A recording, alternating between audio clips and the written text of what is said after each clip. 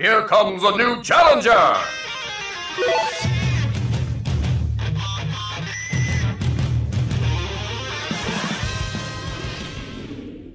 Hello there everyone, and welcome to Fighter Pass 2 Predictions post Pyra and Mythra. And in this one, we're basically gonna separate this video into a couple parts, which I'll leave timestamped and, you know, be separated to chapters, whatever. Alright, so let's just get things right away. Let's not delay. So, as you may know, I ordered my predictions into who I think could show up. And as you saw, because Master Chief was next up in line, that means now Pyra and Mythra took a spot, so I do think our last two characters could potentially be Crash and Ryu Hayabusa. Makes sense? And I think it is possible for these two characters to be revealed around E3 time, and I want to add something about Ryu Hayabusa that had just come out recently by the time I recorded this video since the last one, and that is that Koei Tecmo basically said that Ryu Hayabusa is, well, their most important character. So if Koei Tecmo got a rep with a fighter, obviously it would be Ryu Hayabusa. It's their mascot, it's their company's mascot essentially. So obviously we're gonna get Ryu Hayabusa if we get a Koei Tecmo rep. It's so obvious. I know some people may argue, well, Steve and Banjo, but in my opinion, Banjo's more of like a Nintendo character, and Minecraft is kind of its own separate thing that just so happens to be owned by Microsoft. You know what I mean? Like, that's just my thoughts and opinions on that. But I do think that if a Koei Tecmo character does happen, Ryu Hayabusa is it. Hello there everyone, this is post-Sab, real quick, just adding something to the Ryu Hayabusa thing. It turns out that the Ninja Gaiden Master Collection, which is coming quite soon and pretty much on all platforms, you know, is going to have a Master D version of that collection, or version D, whatever you want to call it.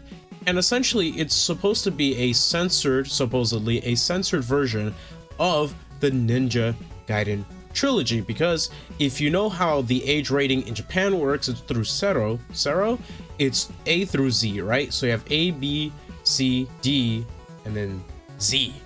That's pretty weird, but essentially Z is 18 plus, right? 18 plus games makes sense, right? It's not for young teens and young adults.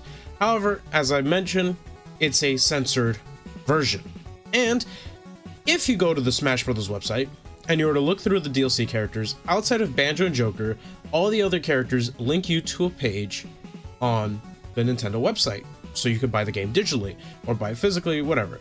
Essentially, the idea here is that Nintendo asked Koei Tecmo to release a censored version of Ninja Gaiden Trilogy, right, for Nintendo Switch digital, so when people go to buy the game, or when they want to link to the game, they're linking it to a version of the game that is not rated, well, 18 plus essentially. So the idea here is that why would Nintendo do that? If Nintendo has a history, at least on the Switch, has a history of not censoring, as a matter of fact being the company that has like developers do whatever they want for the Switch, right? Unlike, say, Sony, who's been censoring stuff. If Nintendo has been letting developers have creative freedom, why would there be a censored version of the Ninja Gaiden trilogy? You see, you're putting the puzzles together? A couple of friends helped me come up with this theory, and they're great people. Really great people. Hope you're watching, by the way. Anyways, I'll let the video continue. Just hold that theory in mind, okay? So now for the second part of the video, we're going to be talking about 3 characters or franchises that I think have a likely shot of showing up and worthy of discussion, you know, whatever. So first up on this list is Bill Riser, or a Contra rep in general. I do believe Contra deserves representation, be it either a fighter or spirits or something. You know, Contra is one of those last remaining NES classics alongside Ninja Gaiden that really does deserve to be represented in Smash. I would be shocked if it didn't. That's my personal opinion. You know, whether it makes it in as a fighter or as a spirit, like I said, is totally possible, because the only ones left at this point are Ryu Hayabusa and, you know, Bill Riser or anything Contra related. because we just got Arthur, Mega Man's in the game, Simon's in the game, you know what I mean? Out of like all these big third parties, we pretty much got most of them. We're just missing those tiny few, right, left without representation. So hopefully we see Contra anything in the future. Next up, we have Lloyd Irving, or Tales of Rep.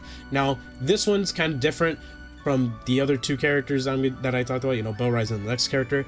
And that's because, in this instance, Lloyd Irving has not shown up as a Mii costume yet, and a lot of people are saying that, oh, well, they're saving him for last for something, right? But in my opinion, I don't think that's the case. I think, this is my personal opinion, that people should lower their expectations with Lloyd. People have been waiting for Geno, and Geno was deconfirmed pretty late into the DLC with Sephiroth, you know, whereas characters like Tails and Knuckles were deconfirmed right away with Joker, right? So people had to wait. They're clearly planning these Mii costumes, or like the returning Mii costumes, slowly but surely with each new release, because the first one, like I said, Tails and Knuckles, Dragon Quest didn't have any. For Banjo, I kind of forget who it was, you know, but for Terry, it was Akira and Jackie.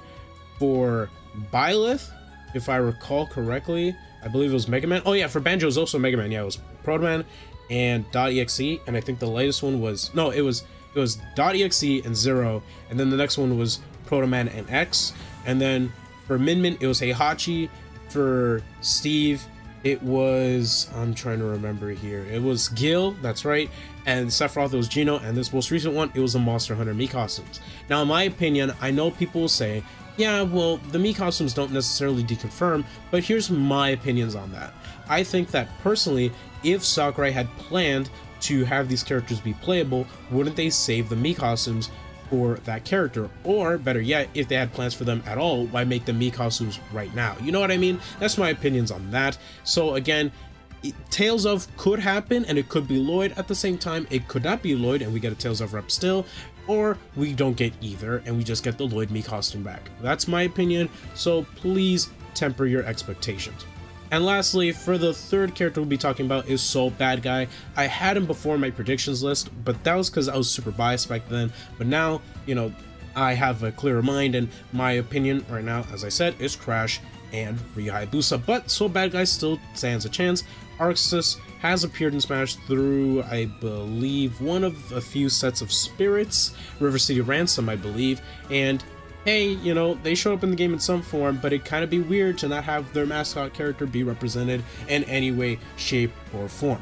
Mind you, with these three that I mentioned, they don't necessarily have to be characters, they just, in my opinion, show up. They have to show up at some point, you know, and that's really what I feel, you know, because Soul Bad Guy, I mean, Guilty Gear in general really inspired that anime fighting game aesthetic, and Guilty Gear, in my opinion, regardless of what you feel about Strive's UI, right? Strive, Xrd, all these games, they have been visual marvels for fighting games. Like no other game or no other fighting game has matched what they've done. It's crazy, and I'm very excited to see, you know, what other visuals show up. But for now, I would like to see Soul Bad Guy or anything Guilty Gear related in Smash, be it a spirit or even a fighter potentially.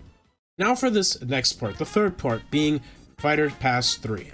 Now, since we're, well, 4 characters in, 2 characters left, I think it's fine to discuss Fighter Pass 3. However, I think it'd be stupid to say, well, you know, I think these 2 characters are happening, and then these next 3 are gonna definitely happen in the next Fighter Pass, for sure. Like, I think it's stupid to speculate what characters could show up in a Fighter Pass 3. This one is just talking about a Fighter Pass 3 happening at all.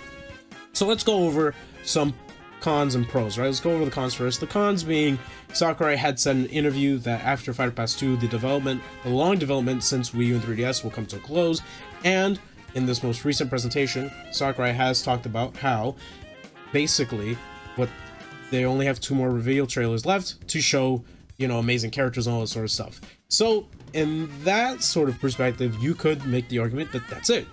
However, if you look at the game's data, I mean code and all this sort of stuff, there have been 16 dummy slots since the game's release, and each one has been filled up by a DLC character. Pyra and Mythra would fill up 2 of those slots. Makes sense, right? They're 2 separate characters in one.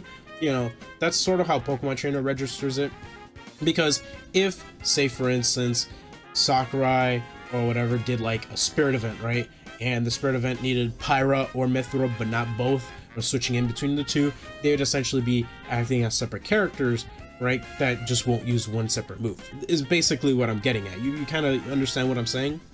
So let's get right into it. 16 dummy slots. If we count all the characters we have so far, that would leave 3 more characters left. And if you look at the stage select screen, if we add the final 2 stages left, there'll be 3 spots left. That menu will be complete if we got 3 more characters with 3 more stages. Is it possible? Yeah, I think it's possible for us to get a season 3. I'm sorry, I just recorded this after the fighter stuff. But anyways, it is possible for us to get a volume 3, but I do think it'll be head by someone different, perhaps someone, you know, who Sakurai will be passing over the mantle towards. Maybe not, we'll see by the time that last character is revealed. That's my thoughts on Pass 3. Me personally, I just want the stage select screen complete. I wouldn't even care if we just get 3 stages, no fighter.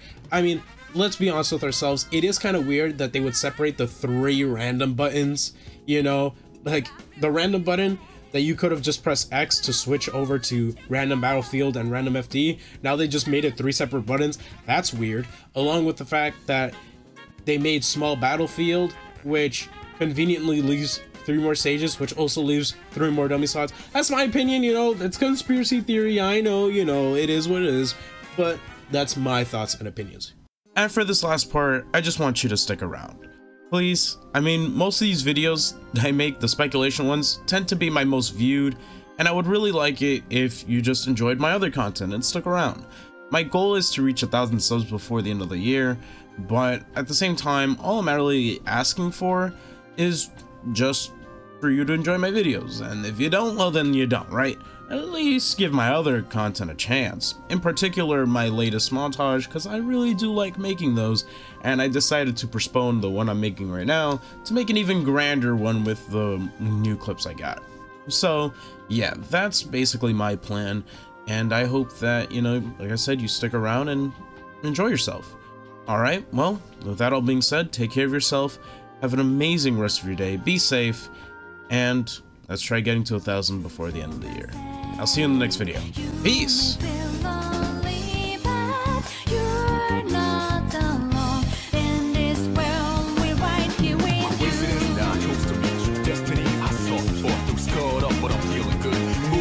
I'm coming through, partner, we can do this right. You're the fire, I'm the wind tonight. Burning tread, haha, that's right.